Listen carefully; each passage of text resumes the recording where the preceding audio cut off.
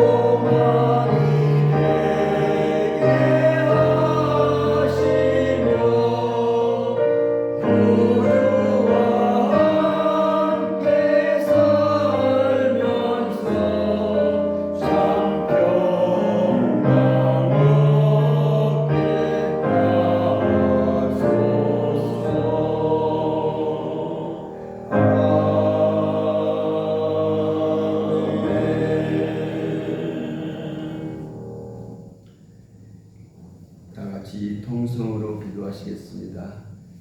지금까지 우리가 열심히 기도해서 우리 하나님께 예배드릴 수 있는 성전을 구하자 했지만은 아직까지 구해지지 못하고 하나님께서 구해주실 줄 믿고 기도해야 되겠습니다. 그런데 지금 좀 서둘러야 되지 않을까 그런 개인적인 생각이 듭니다. 날씨가 좀 더워지니 좀 서둘러서 해야 되지 않나. 하나님께 간곡한 기도를 드리겠습니다. 다 같이 기도하시겠습니다. 하나님 아버지 감사합니다. 아버지 하나님 오늘 밤에 말씀하셔서 아버지 하나님 청하에 기도하옵나이다.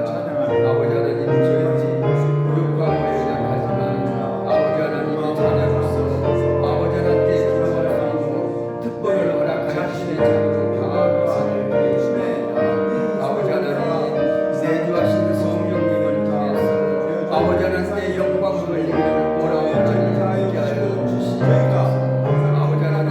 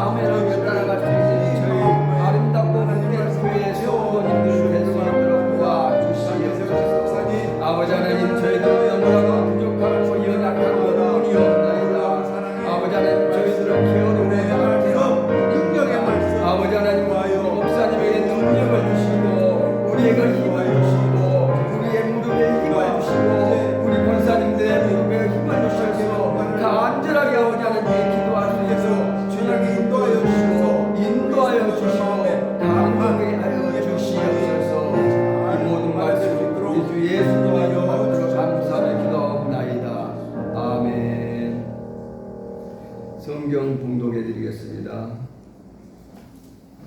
성경 누가복음 14장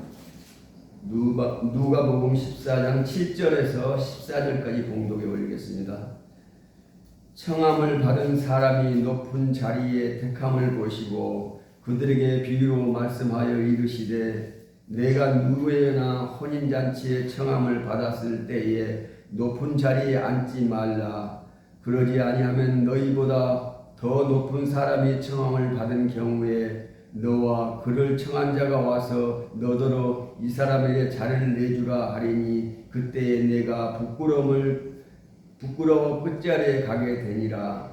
청함을 받을 때에 차라리 가서 끝자리에 앉으라. 그리하면 너를 청한 자가 와서 너더러 보시어 올라 앉으라 하리니 그때에야 함께 앉은 모든 사람에게 앞서 영광이 있으리라. 무릇 자기를 높이는 자는 낮아지고 자기를 낮추는 자는 높아지리라. 또 자기를 청한 자에게 이르시되 내가 점심이나 저녁이나 베풀거든 도시나 형제나 친척이나 부한 이웃을 청하지 말라. 두렵건대 그 사람들이 너를 도로 청하여 내게 갚음을 될까 하노라. 잔치를 베풀거든 차라리 가난한 자들과 몸 불편한 자들과 저는 자들과 맹인들을 청하라. 그리하면 그들이 갚을 것이 없으므로 내게 복이 되리니 이는 의인들의 부활에 내가 갚음을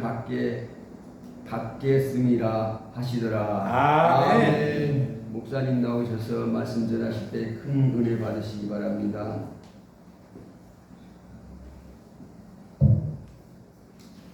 네, 할렐루야. 아멘. 오늘도 읽어주신 말씀을 통해서 큰 은혜 주실 줄 믿습니다.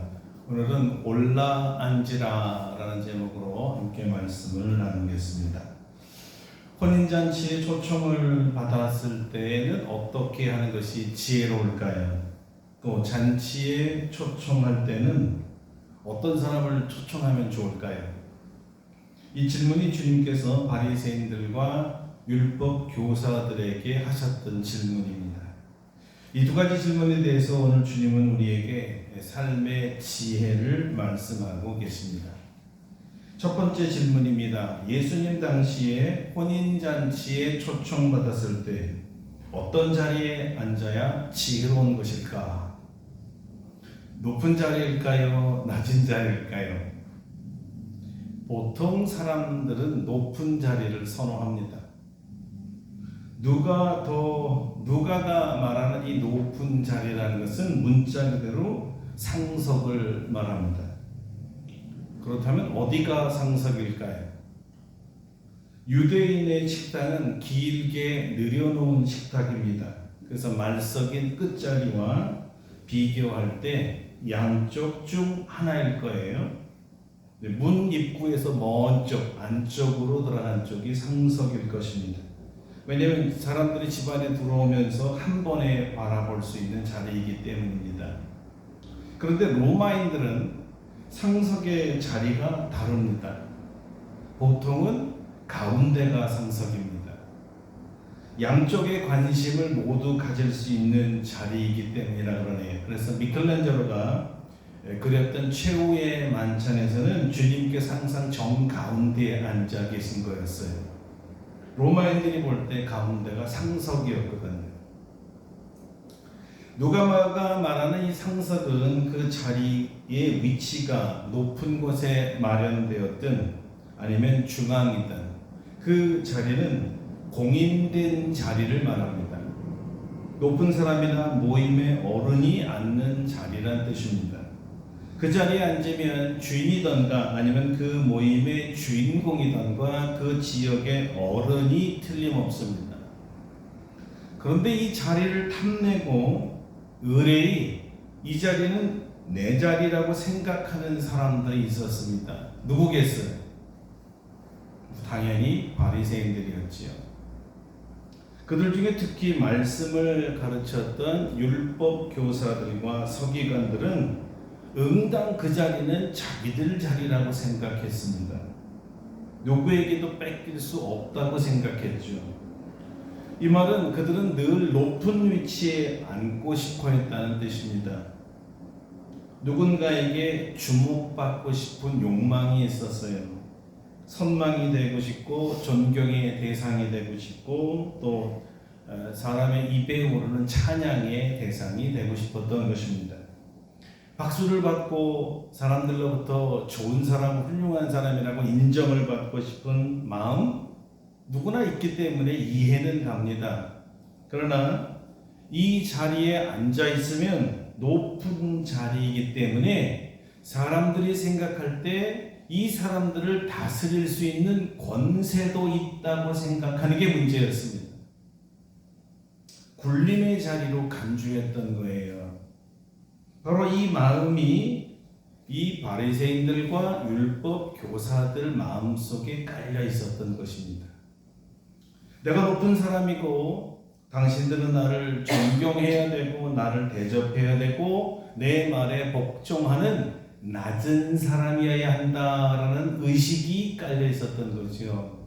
나는 응당 높임을 받고 또 그 자리에 걸맞게 최고의 대접을 받아야 한다고 생각했습니다. 자, 이런 생각이 그들을 지배했던 것이에요. 그리고 바리새인들이나 율법 교사들은 누구나 이런 로망 속에서 살았던 거고요. 근데 여기 문제가 하나 생겼습니다. 주인이 오더니 갑자기 자리에서 내려오라고 손짓을 하는, 이봐요, 내려와요. 무슨 뜻이? 왜 내려오라고 그랬어요? 왜 그러냐고 하니까 그 자리에 앉을 분이 오셨다는 거예요. 자기보다 높은 분이 오셨으니 자리를 내달라는 뜻이었습니다. 처음부터 그 자리는 바리새인의 자리가 아니었습니다. 그 자신도 잘 알고 있었지만 그 자리를 차지하고 싶은 이 욕망에 그냥 모르는 채 꾹 눌러 앉아 있을 뿐이었지요. 요행이 그 임자가 나타나지 않으면 내가 그 잔치의 최고 높은 사람이 될 것이고 그러면 그 자리에 걸맞게 최고의 대접을 받지 않겠어요? 그런데 이게 웬 창피입니까? 오지 않기를 바란 그 사람이 와버렸어요. 주인이 당황한 나머지 급히 자리를 비우라고 합니다. 자, 어디로 가야 되겠어요? 이미 차석, 중간석 다 차 있잖아요. 어디만 비어 있죠? 가장 끝자리 하나가 비어 있었습니다. 그러니까 어디로 가야 돼요? 끝자리로 가야 했습니다. 어떻게 끝자리로 갔을까요? 부끄럽게 갔습니다. 부끄럽게 높은 자리에 있다가 일어나서 모든 사람이 보는 가운데 끝자리로 가는 거예요. 최고가 되려다 최저가 된 꼴이었습니다. 이것은 그 사람에게 수치였고 불명예였고 창피였습니다. 자, 이 예수님이 이 이야기를 통해서 무엇을 말하려고 하시는 것이었을까? 우리에게 어떤 교훈을 주시려고 했을까요? 보통 사람들이 높은 자리를 추구한다는 것입니다. 자기가 앉을 자리가 아닌 자리는 헛된 욕망의 자리라는 거예요. 이 자리가 탐이 난 것은 탐욕이 그 안에 있었고 굴림하고 싶어하는 죄악이 있었다는 거죠. 이 자리는 손과 발이 필요 없고 오직 명령하는 그 입과 섬김 받을 몸만 있으면 되는 자리라고 착각했던 겁니다. 자리의 주인이 따로 있습니다. 여러분, 이 자리는 누가 앉아야 합니까? 우리 예수님이죠. 우리 예수님께서 우리의 왕이시고 우리의 주님이시니 당연히 가장 높은 자리에 앉으셔야 합니다. 아멘. 문제는 이 예수님의 자리가 탐나서 우리가 그 자리를 차지하려고 할 때, 그래서 고의로 예수님을 앉아있는 자리를 내려앉히려고 할 때 부끄러운 일이 일어난다는 거예요. 주인을 말석에 앉히는 행위는 상당히 부끄러운 일입니다. 다 아는데 말이죠. 그래서 이럴 땐 식견이 부족하다고 말합니다. 탐욕이 들어가면 자꾸 자기 자리 아닌 자리에 앉으려는 사람들이 있어요. 예수님마저 내려앉혀서 자기가 앉으려고 하는 사람들이죠. 주님을 내려앉히고 자기가 주인이 되면 어떤 상태가 되죠? 자기가 주님보다 높은 사람이 돼서 명령하는 위치에 있다는 거예요. 주님보다 더 높은 사람이라는 뜻입니다. 거꾸로 말하면 주님을 오히려 다스리겠다라는 뜻이죠. 자, 이렇게 주님은 질문하고 있는 것입니다. 너희의 삶 속에서 나의 자리는 어디 있느냐? 내 자리는 누가 앉아있느냐? 네가 앉아있느냐? 나 대신 누구를 앉혔느냐? 누구 자리? 내 자리는 어디 있느냐? 내 자리. 주님이 여러분 가정에 가장 적당한 자리에 앉아 계신 거예요. 이건 좀 심각해요. 주님이 우리 교회에 우리 주님의 자리에 앉아 계신가요? 주님은 사실 우리 개인에게 이렇게 물어보는 거예요. 너의 삶 속에, 너의 마음 속에 누가 가장 높은 곳에 앉아 있느냐? 이렇게 물어보신 거거든요. 문제는요,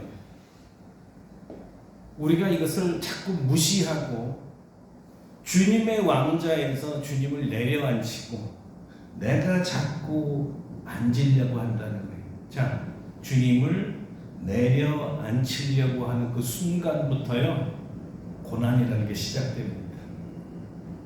주객이 바뀌었기 때문에 자리를 다시 정비하고 자기 위치로 돌려놓아야 하시거든요. 누가요? 주님이죠. 자리를 바꾸는 데서는 불편함과 부끄러움이 발생되는 겁니다. 여러분, 이것은 우리가 좀 어려운 말로 고난이라는 거 말하는 게 고난. 자리 바꿀 때 생기는 불편함. 내려앉힘이라는 것이 생긴단 말이에요.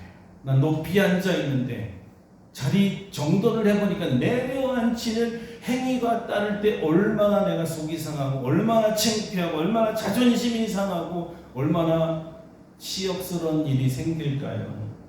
잘 나가는 줄 알았는데 곤두박질이라는 게 생깁니다. 왜 그래요? 자리가 바뀌어서 그렇습니다. 내 자리가 아닌 자리에 있을 때 주님이 네 자리로 돌아가라. 거긴 내 자리야. 이게 말은 쉬운데 이 자리 바꿈이 우리에게는 고난으로 온다는 거예요. 그렇다면 어떻게 하면 이 내려앉힘이라는 이 수치를 우리가 경험하지 않았어요? 어떻게 내려앉지 않을 수가 있을까? 주님이 여기 우리에게 지혜를 가르쳐주고 있습니다. 10절이에요. 청함을 받았을 때 차라리 가서 끝자리에 앉으라. 그러면 너를 청한 자가 와서 너더러 거시어 올라앉으라 하리니 그때야 함께 앉은 모든 사람 앞에서 영광이 있으리라. 자기 자리를 잘 아는 사람이 지혜로운 사람이라고 주님 말씀하십니다. 지혜로운 사람은 항상 제일 끝자리에서부터 앉으려고 그래요. 위치적으로 저 구석이라는 뜻이 아닌 거 아시죠? 가장 낮은 자리, 안 앉으려고 하는 자리. 사람들이 거기 앉으면 그 지위를 분명하게 낮은 사람이라고 아는 자리를 말하는 거죠. 그 사람이 높임을 받을 만한 사람이면요, 사람들이 뭐래? 거기 앉으시면 안 돼요. 당신과 같은 분이 이리 오셔야죠. 그렇죠? 사람이 알아본다는 거죠. 스스로 내가 높은 자리에 올라가서 앉으려고 하지 않아도 주인이 사람들이 거기 아니에요. 당신 자리는 여기에요. 올려준다는 겁니다. 자기 자리로 가게 하신다는 거예요. 자, 이 자리를 누가 조정한다고요? 우리 주님이 조정하겠다는 것입니다. 주인은 초청을 했을 때 자리를 배석합니다. 벌써 마음에 다 정해놓고 손님을 초대하거든요. 요즘에 여러분들이 많은 회의석상이라는 데 가보시면 알겠지만요, 테이블마다 자리가 정해져 있고요. 그 사람의 이름표까지 있습니다. 요즘에 내가 앉고 싶은데 못 앉아. 이해되셨어요? 그 사람이 얼마나 중요한 사람이냐, 그 모임에 얼마나 상징적인 사람이냐에 따라 상석 맨 앞에 무대 가까이서부터 저 멀리 좌석이 배정되는 거예요. 저 끝에 있는 사람은 들어도 되고 안 들어도 되고 와도 되고 안 돼도 되는 그런 자리지. 그거를 주인이 다 머릿속에 초청할 때부터 계산하는, 이 사람은 저기 앉아야지, 다 서열이 있는 거죠. 그런데 오늘 주인공 최고의 손님이 말석에 앉아 있으면 어떻게 되겠어요? 큰일 날 일이잖아요. 자, 이것은 결례가 되는 거고 초청받은 모든 사람들의 눈살을 찌푸리는 일이에요. VIP, 요즘엔 V자를 하나 더 붙여서 VVIP라고 또 뭐 하나를 더 붙이더라고요. 중요한 손님 중에 더 중요한 사람, very very important person. 그냥 중요한 사람이 아니라 very 아주 중요한 분. 그분이 말석에 앉았으니 어떻게 돼요? 이건 창피한 일이에요. 자기 자리로 가야지.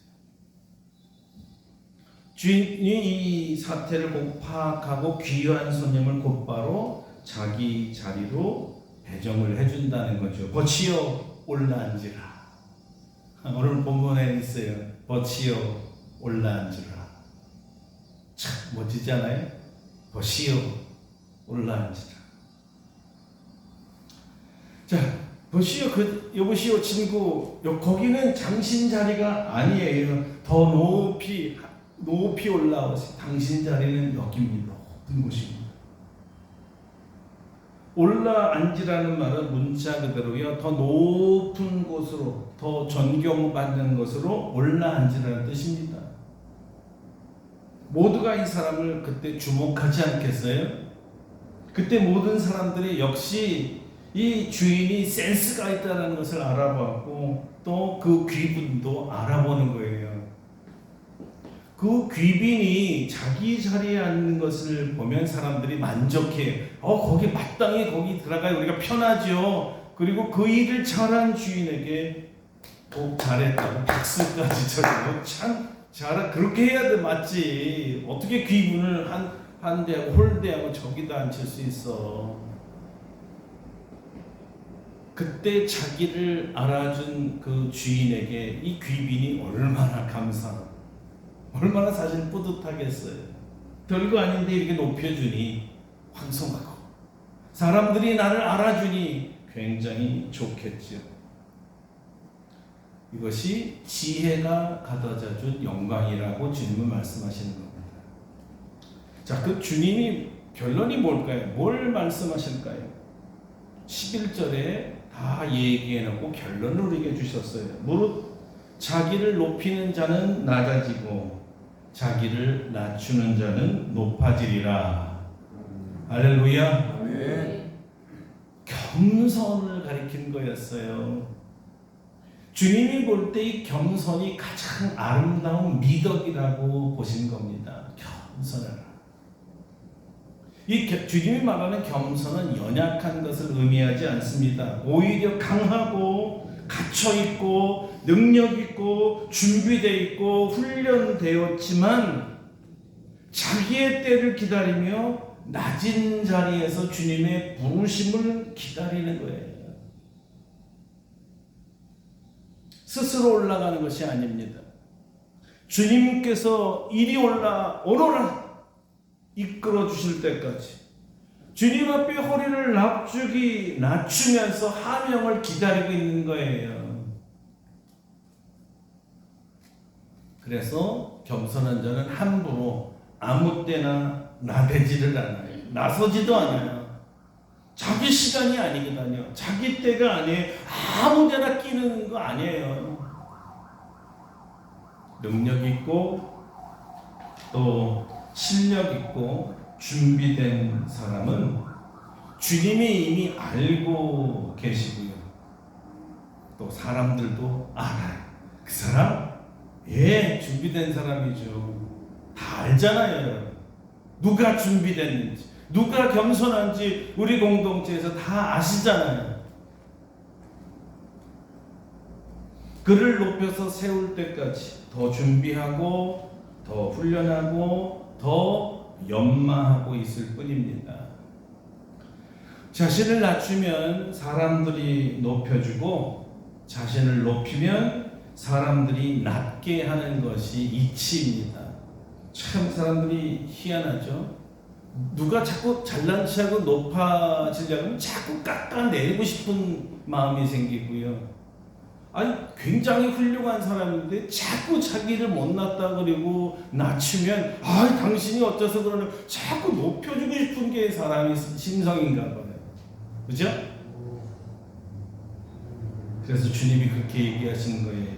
높이고자 하면 낮추고자 하는 사람들이 나타난다. 반대로 낮아지려고 하면 너를 높여주려는 사람들이 나타난다. 어떤 게 지혜로울까요? 끝자리로 내려가라. 거긴 네 자리가 아니야. 이 말을 듣는 사람이 지혜로울까요? 보시오, 올라오시오. 이런 말을 듣는 사람이 지혜로울까요? 우리 모두가 우리 주님을 닮아서 겸손해서 올라오세요. 보시오, 올라앉으라라는 축복의 말을 듣기를 축원합니다. 아멘. 자, 이제 두 번째 질문입니다. 잔치에 초청을 하려고 할 때 혼인잔치죠. 어떤 사람을 초청하면 좋을까요? 여러분 잔치를 하면 누구를 초대하고 싶습니까? 그래도 저명한 분, 유명한 분을 초대하고 싶으세요? 누구를 초대하느냐에 따라 자신의 위치도 결정된다고 생각하세요? 보통은 가장 가까운 사람들, 친한 분들, 사랑하는 사람들, 또 이 기회에 전에 내게 은혜를 베푼 사람에게 은혜를 갚을 기회가 될 사람들, 그런 사람들 초대하고 싶겠지요. 그러나 초대하고 싶지 않은 사람도 있어요. 어떤 사람들 여러분 초대하기 싫으세요? 와봐야 모임에 해가 되는 사람, 나를 즐겁게 해주지 않을 사람, 별로 함께하고 싶지 않은 사람들, 그 사람들 별로 초대하고 싶지 않죠. 오히려 잔치에 와서 망가뜨리는 사람도 있는데 그 성품 뻔히 아는데 이 중요한 모임에 그 사람 초대하고 싶을까요? 자, 그런데 이건 우리 생각이고 보통 우리가 갖는 생각이라면 주님은 어떤 사람을 초청하라고 하고 있습니까? 첫째, 벗이나 형제나 친척이나 부한 이웃을 청하지 말라고 하십니다. 왜냐하면 그들이 다시 당신을 초대하여 갚으려고 하기 때문이래요. 그리고 주님은 이것이 두렵다고 하셨습니다. 사실 원문에는 두렵다는 말은 없습니다. 다만 이것이 하나의 공치사가 되지 않기를 바란다는 말이었습니다. 그냥 베푸는 데에만 관심을 갖고 되갚음을 기대하지 말라는 게 주님의 요지예요. 아멘. 그러니까 되갚을 수 없는 사람들을 초청하라는 거죠. 여러분, 우리는 결혼잔치, 이제 결혼식장에 가면 방명록이라는 것이 있어요. 그죠? 뭐, 장례식에도 있어요. 왜 방명록을 갖다 놓습니까? 결혼 축의금이나 또는 부의금이나 어떤 기부금이 오면 그걸 기록을 하는데 왜 기록을 남기죠? 다음에 그 사람 똑같은 일 당할 때 그 액수 보고 똑같이 하기 위해서 하는 사람들이 대부분이에요. 뭐 상부, 상조, 품앗이, 두레 다 좋은 정신에서 나온 거예요. 그러나 주님은 이것조차도 하지 말라는 거였어요. 꼭 받은 만큼 되돌려준다. 여기 어떤 마음이 숨어 있냐면요, 이 사람이 우리 결혼식 할 때 5만 원 했는데 내가 더 줄까 봐. 아니면 반대로 나는 그 집에 가서 10만 원을 했는데 박명록 보니까 5만 원을 했어. 내가 한 것보다 적게 줄까 봐 박명록을 기록하는 사람도 있어요. 자, 어느 예식장에서 축하객 두 분이 오셨습니다. 근데 두 분이 오실 때 축의금을 좀 작게 가지고 왔어요. 그러니까 혼주가 하는 말씀이, 아니 결혼식 이 식사가 뷔페인데 두 사람 음식값은 내야지 한 사람 음식 가지고 와서. 정말 저도 이런 소리 많이 들었습니다. 축하하러 갔다가 큰 상처를 받았어요. 옛적에 우리나라는 결혼식이 아주 인심이 좋았습니다. 축하죠. 어느 정도로 옛날에는 좋아하냐면 지나가는 거린들까지 결혼식에 와서 밥 먹으라고 그랬어요. 밥 먹고 가시라고. 이제 저희 어릴 때인데 지금은 뭐 양재 여기로 불리지만 옛날에 이제 말죽거리라고 불렀고요. 또 그 안에 동산마을이라는 조그마한 마을이 있었어요. 거기 외가예요, 저희. 근데 거기 우리 둘째 외삼촌이 결혼식을 했습니다. 옛날 결혼식이 전부 국수잔치죠. 이제 결혼 잔치국수를 했는데 거기에 동네 사람들 다 오는 거예요. 그냥 누구나. 또 기부금 하는 게 아니에요. 그냥 종례 잔치였어요. 마을 잔치를 하는 게 축제예요. 그러니까 거기에 거린들도 다 올 수밖에 없고 가난한 사람도 오고 부의금, 축의금 이런 개념이 없어요. 그냥 다 와서 같이 즐겁게 축하하고 먹는 행사인데 제가 어릴 때 그 기억이 나더라고요. 야, 요즘하고는 정말 달라졌죠. 자, 그렇게 가난한 사람들이 와서 먹고 가는데 그들이 되갚을 수가 있어요? 갚을 수가 없는 사람들이었어요. 그냥 동네 축제고 다들 오래니까 가서 즐겁게 먹은 것뿐이죠. 우리 주님께서는 가난한 자들, 불편한 자들, 그리고 맹인들, 뭐 이런 사람들을 초청을 하네요. 왜요? 하나같이 은혜를 갚을 수 없는 사람들이라는 것입니다. 그렇죠. 마지막 말이 주님의 핵심이에요. 은혜를 갚을 수 없는 사람들을 초청하라. 되갚을 수 없는 사람들을 초청하라. 자, 여기 우리 주님께서 혼인잔치의 진정한 의미가 무엇인가를 마지막에 우리에게 알려주신 거였어요. 이 혼인잔치는 사실 실제 결혼이 아니라 비유라고 말씀하셨습니다. 비유예요. 그렇다면 이 혼인잔치는 누구의 혼인을 말하는 것이었을까요? 예수님의 혼인잔치를 말하는 것이었습니다. 신랑 되신 우리 주님과 신부인 성도의 결혼식과 같은 거였죠. 영적 결혼식이죠. 알고 보니 이것은 구원에 대한 비유였습니다. 잔치 얘기가 아니에요. 구원받은 사람이 마지막 천국에 올라가 구원에 감사하는 천국잔치였어요. 자, 이곳에서 두 가지의 절대 수칙이, 첫째, 낮은 자리에 앉으려는 겸손함이요, 둘째, 갚을 길 없는 사람들의 받을 은혜였습니다. 그게 천국에 대한 비유를 하신 거였네요. 천국은 어떤 사람이 가는 것이에요? 겸손한 사람, 늘 낮아지기를 좋아하는 사람. 겸손한 사람들에게 주님은 올라앉으라, 이렇게 말씀하신다는 거죠. 아멘.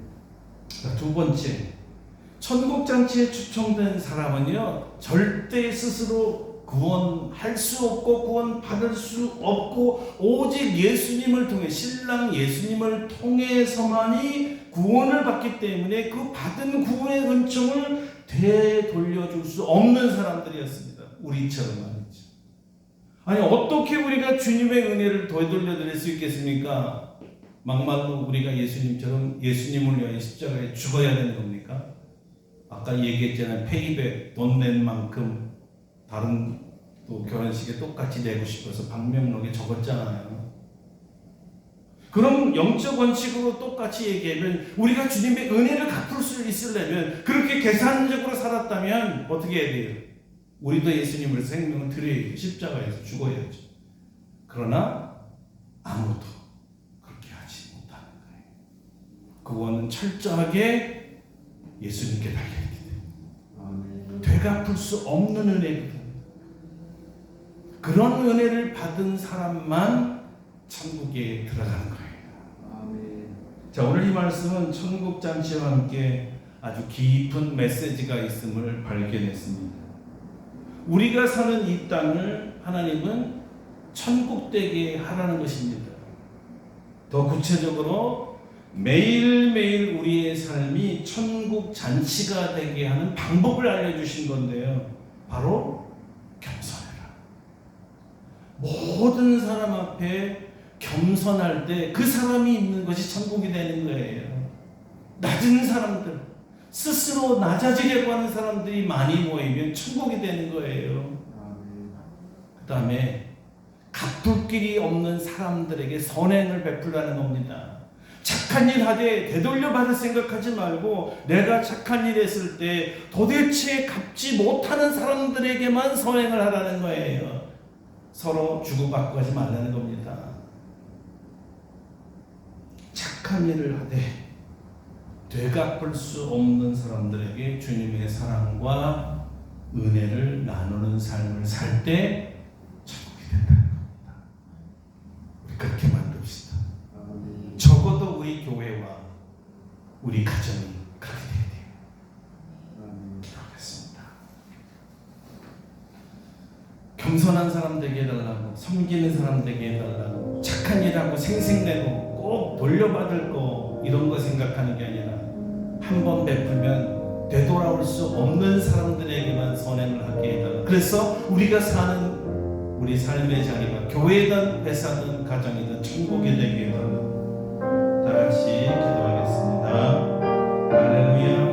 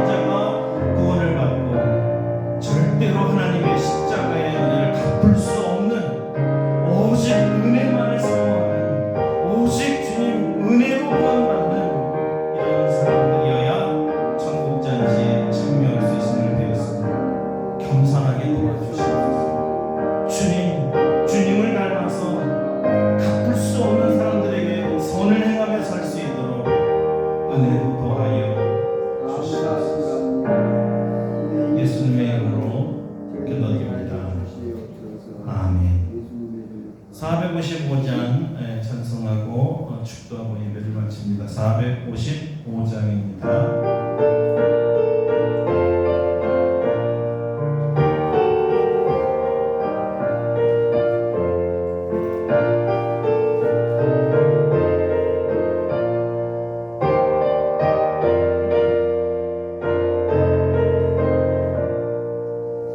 그